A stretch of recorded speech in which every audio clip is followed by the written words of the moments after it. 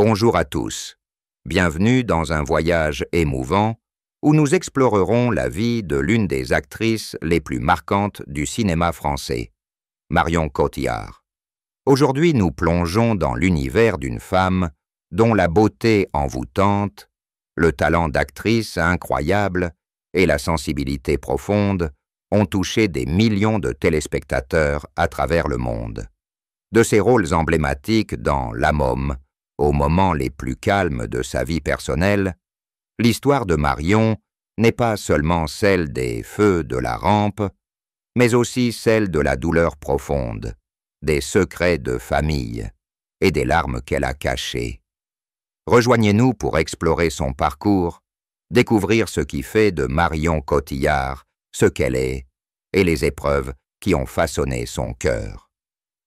N'oubliez pas de cliquer sur la cloche et de vous abonner à notre chaîne pour ne rien manquer de cette histoire inspirante. Préparez-vous à être emporté par une histoire où les projecteurs rencontrent les recoins sombres du cœur humain. Marion Cotillard, née le 30 septembre 1975 dans le 12e arrondissement de Paris, en France, est l'une des actrices les plus célèbres du cinéma français et international. Élevée dans une famille d'artistes, avec son père Jean-Claude Cotillard, comédien et metteur en scène, et sa mère Nizema Tello, comédienne et professeure de théâtre, Marion a été immergée dans le monde de l'art dès son plus jeune âge. Cependant, derrière son allure élégante et sa brillante carrière, la vie de Marion a été une succession d'épreuves et de souffrances qui ont forgé la personne forte et sensible qu'elle était aujourd'hui.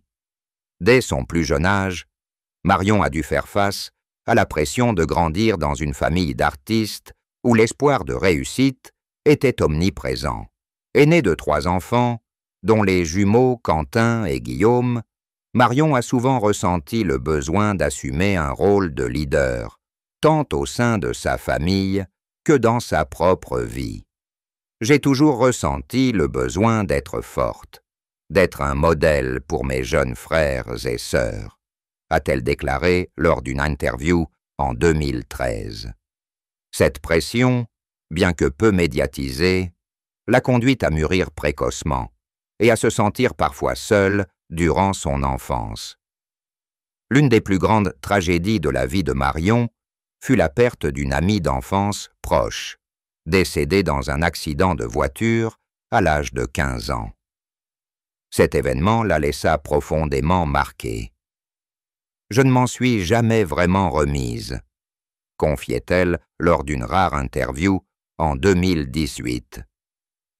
Elle a été la première personne à me faire sentir comprise, et quand elle est partie, j'ai eu l'impression qu'une partie de moi avait disparu. Cette douleur a profondément marqué la façon dont Marion percevait la vie, la rendant plus sensible et cherchant un sens à chaque instant. Un autre défi dans la vie de Marion fut la pression psychologique engendrée par sa célébrité soudaine, après son rôle d'Édith Piaf dans La Môme, 2007. Ce film lui valut l'Oscar de la meilleure actrice, faisant d'elle la première actrice française à remporter ce prix pour un rôle en français. Cependant, cette célébrité soudaine la plongea dans un état d'anxiété et une légère dépression. Le regard des gens a commencé à changer et je ne savais pas comment gérer cela, confia-t-elle lors d'une interview en 2010. Il y avait des jours où je voulais juste m'évader, redevenir une fille normale à Paris. Le sentiment d'être isolée sous les projecteurs est devenu une souffrance silencieuse qu'elle a affrontée tout au long de sa carrière. Marion a également eu du mal à concilier sa vie professionnelle et familiale. Mère de 2 enfants, Marcel, né en 2011, et Louise, née en 2017, elle se sentait souvent coupable lorsque son travail l'éloignait de sa famille. Il y a eu des moments où je me sentais incapable d'être une bonne mère, car je ne pouvais pas être là pour mes enfants tout le temps, confiait-elle lors d'une interview en 2023. Cette douleur, sans être tragique, était une blessure profonde au cœur d'une mère qui a toujours voulu donner son amour à ses enfants. Marion a également essuyé les critiques du public et des médias, notamment lors de son passage à SCC à Hollywood. Certains critiques français l'ont accusée de s'être vendue à Hollywood, abandonnant le cinéma français à la recherche de la célébrité. Ces critiques, bien qu'injustifiées, l'ont blessée. « J'aime la France et je n'ai jamais voulu quitter mes racines », a-t-elle déclaré. Mais il faut parfois faire face à des jugements qu'on ne peut contrôler. La carrière de Marion Cotillard est l'histoire d'un talent inné, d'une persévérance et d'une volonté inébranlable de se dépasser. Elle a débuté sa carrière d'actrice très jeune, apparaissant dans des pièces de théâtre mises en scène par son père et dans de petits rôles à la télévision française. Son premier rôle notable fut dans La Belle Verte, 1996. Mais c'est dans la comédie d'action Taxi, 1998, de Luc Besson, qu'elle a commencé à attirer l'attention du public. Son rôle de Lily Bertineau, la petite amie du protagoniste, l'a aidée à se faire connaître du public français, même si elle était encore une nouvelle venue. Le plus grand succès de Marion est venu dans La Môme, 2007, où elle s'est transformée en la légende de la musique française, Édith Piaf. Pour se préparer au rôle, Marion a passé des mois à se documenter sur la vie de Piaf, à apprendre à chanter et même à modifier son apparence pour ressembler à la chanteuse légendaire. Il y avait des jours où j'avais l'impression d'être dans le corps d'Édith, a-t-elle confié. J'ai beaucoup pleuré, non seulement à cause de son histoire, mais aussi parce que j'avais peur de ne pas pouvoir lui rendre justice. Ce rôle lui a valu un Oscar, un César, un BAFTA et un Golden Globe, faisant d'elle l'une des actrices les plus respectées CSC au monde. Après La Môme, Marion a continué à affirmer son talent à travers des films internationaux tels que Public Enemies, 2009, aux côtés de Johnny Depp, Inception de Christopher Nolan, 2010, et The Dark Knight Rises, 2012. Le rôle de Mal dans Inception a été un défi de taille, car elle devait incarner un personnage complexe, à la fois séduisant et envoûtant. J'ai dû travailler dur pour comprendre la psychologie de Mal, a-t-elle déclaré. Il y avait des jours où je quittais le plateau épuisé, mais je savais qu'il était nécessaire de présenter le personnage au public. Marion a également continué à contribuer au cinéma français avec des films comme De rouille et d'os, 2012, où elle incarnait une dresseuse de baleines qui perd ses jambes dans un accident, et De jour, une nuit, 2014, des frères Dardenne, où elle incarnait une femme qui luttait pour garder son emploi. Ces rôles lui ont valu de nombreuses nominations et récompenses et ont consolidé son statut d'actrice incroyablement polyvalente. Cependant, la carrière de Marion n'a pas toujours été un long fleuve tranquille. L'un des échecs notables a été The Immigrant, 2013, où elle donnait que la réplique à Joaquin Phoenix. Malgré de grandes attentes, le film a reçu des critiques mitigées et n'a pas rencontré un franc succès au box-office. J'ai investi beaucoup d'efforts dans ce film, et quand il n'a pas fonctionné comme je l'espérais, j'ai eu le sentiment d'avoir échoué, a-t-elle confié. Ce revers l'a amenée à repenser ses choix de rôle et à décider de se concentrer sur des projets porteurs de sens personnel plutôt que sur la course à la célébrité. Un autre défi dans la carrière de Marion a été la pression de maintenir une image parfaite. Star internationale, elle était constamment scrutée par les médias pour son apparence et sa vie privée. Il y avait des jours où j'avais l'impression d'être sous un microscope, confie-t-elle. Pour préparer son rôle dans 2 jours, une nuit, elle a perdu beaucoup de poids et a consacré beaucoup de temps à se renseigner sur les travailleurs défavorisés. J'ai beaucoup pleuré pendant le tournage, pas seulement à cause du personnage, mais parce que j'avais l'impression que les gens comme elle étaient oubliés par la société, confie-t-elle. Marion Cotillard et son compagnon Guillaume Canet, célèbre acteur et réalisateur français, vivent une relation stable depuis 2007. Bien qu'ils ne soient pas légalement mariés, ils vivent ensemble comme mari et femme et ont 2 enfants, Marcel, né en 2011, et Louise, née en 2017. Dans une interview en 2022, Marion a confié qu'elle et Guillaume n'avaient pas besoin d'un mariage pour prouver leur amour. Nous avons traversé ensemble de nombreuses épreuves, et c'est plus important que n'importe quoi. Quel bout de papier, a-t-elle déclaré. Cependant, elle a également admis que leur relation n'a pas toujours été parfaite, avec la pression du travail et de la parentalité. En 2021, Marion a choqué le public en révélant que Guillaume avait reçu un diagnostic de polyarthrite rhumatoïde, une maladie chronique qui provoque des douleurs et limite la mobilité, mais qui ne met pas sa vie en danger. Dans une rare interview, en 2023, Marion a fondu en larmes en annonçant son diagnostic.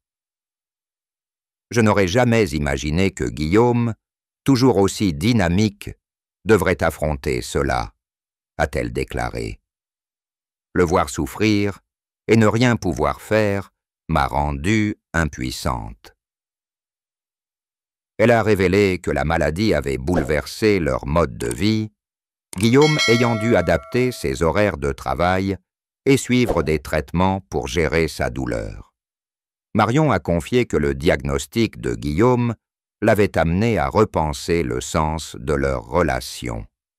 Nous avons traversé beaucoup d'épreuves ensemble, mais c'était la première fois que j'avais vraiment peur, a-t-elle confié. Je n'avais pas peur de le perdre physiquement, mais de perdre la joie de vivre que j'aimais tant. Guillaume et elle ont affronté cette épreuve ensemble, se faisant soigner et se soutenant mutuellement dans les moments difficiles. Nous avons appris à apprécier chaque instant, même s'il ne s'agissait que d'une soirée tranquille à la maison, a-t-elle confié. La relation entre Marion Cotillard et Guillaume Canet est une histoire d'amour inspirante, non sans ses moments d'ombre et ses difficultés. Ils se sont rencontrés en 1997 sur le tournage de Jeux d'enfants 2003. Mais ce n'est qu'en 2007 qu'ils se sont officiellement mis en couple. Tous deux sont des artistes talentueux, Guillaume étant célèbre pour des films comme Ne le dise à personne, 2006, et Marion menant une brillante carrière internationale. Ils ont choisi de vivre une vie privée, partageant rarement leur vie privée dans les médias. « Nous aimons garder le meilleur pour nous », a déclaré Marion lors d'une interview en 2015. Cependant, leur relation n'a pas toujours été un long fleuve tranquille. L'un des plus gros inconvénients, la pression d'être tous deux des artistes très occupés travaillant souvent dans des endroits différents. Il y a eu des moments où j'étais aux États-Unis et Guillaume en France, et nous ne pouvions nous parler que par FaceTime, a confié Marion. Cette distance me donnait l'impression que nous vivions 2 vies différentes. Guillaume, lors d'une interview en 2019, a également admis qu'il leur arrivait de se disputer parce qu'ils ne passaient pas assez de temps ensemble. Marion est une personne très passionnée, et parfois elle oublie que j'ai aussi besoin d'elle, a-t-il confié. Le diagnostic de polyarthrite rhumatoïde de Guillaume est devenu un défi majeur dans leur relation. Marion a confié qu'elle se sentait souvent impuissante face à la douleur de Guillaume, mais qu'elle avait aussi appris à être une compagne patiente. J'ai appris à l'écouter, même quand il ne disait rien, a-t-elle confié. Guillaume, quant à lui, affirme que le soutien de Marion l'a aidé à traverser les jours les plus difficiles. Elle ne m'a jamais fait me sentir faible, même quand je me sentais ainsi, a-t-il déclaré lors d'une interview en 2022. Elle est ma force. La relation de Marion et Guillaume témoigne de la puissance de l'amour et de la complicité. Bien qu'ils n'aient pas célébré de mariage officiel, ils ont construit une famille fondée sur la confiance et un amour profond. Nous n'avons pas besoin d'un bout de papier pour prouver que nous nous appartenons l'un à l'autre, dit Marion. La vie nous a appris que l'amour, c'est être ensemble, quoi qu'il arrive. Marion Cotillard, forte d'une carrière de plus de 20 ans, a amassé une fortune considérable grâce à ses talents d'actrice et à ses contrats publicitaires. Selon certaines sources, sa fortune en 2025 est estimée à 40 millions de dollars, principalement grâce à ses rôles dans des blockbusters hollywoodiens et des projets cinématographiques français, ainsi qu'à ses contrats publicitaires avec des marques de luxe comme Dior. Égérie du parfum Lady Dior depuis 2008, Marion a gagné des millions grâce à des campagnes publicitaires et des événements internationaux. Marion possède un luxueux appartement dans le Marais à Paris, estimé à environ 5 millions de dollars.